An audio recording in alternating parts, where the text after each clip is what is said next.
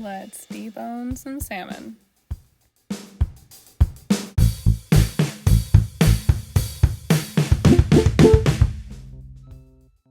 So if you are given the absolute pleasure of getting a beautiful fillet like this, then I highly recommend taking the time to pull out the bones.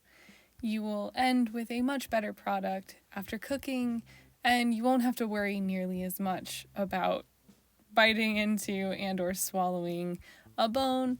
It's also a very good idea if you're going to be eating with younger children and or anyone else who may have trouble with bones.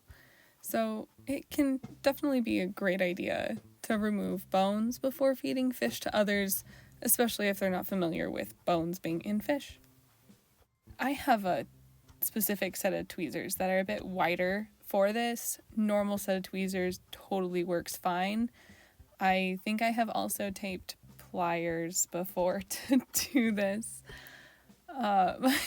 So you will kind of tuck under to find each bone. You can kind of feel it with your hand if you slightly press, so you can see that I feel with one hand, tuck the tweezers under, and then pull out the bone. These bones are heading into the meat towards my hands, so away from you, so as the viewer. So I'm actually pulling the bones towards you as the viewer so that I can actually get a smooth motion to pull them out, so I'm not pulling out chunks of meat, which may happen if you are pulling in the wrong direction. If you are pulling out chunks and or having a ton of resistance when pulling out the bones, when you are trying this, maybe try a different direction if it's giving you a lot of trouble.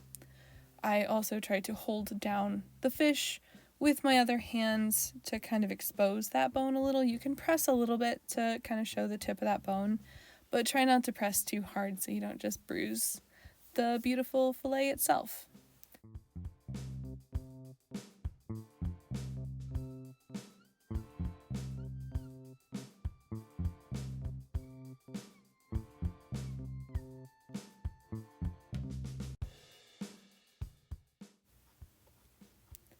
When you think you're done plucking all the bones, definitely run your fingers back and forth, and you'll be able to kind of feel whether there are any bones left. Kind of press a little bit, feel the end of the fish. Some bones can be sliced in half and be smaller in that first piece on the left-hand side of your screen.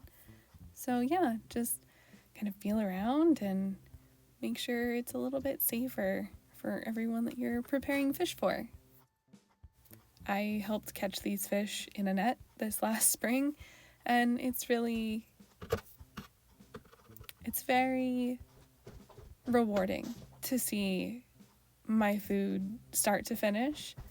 And remember, when handling any raw meat, to wash your hands between every step and before touching anything else. Thanks, everyone. I hope this helps.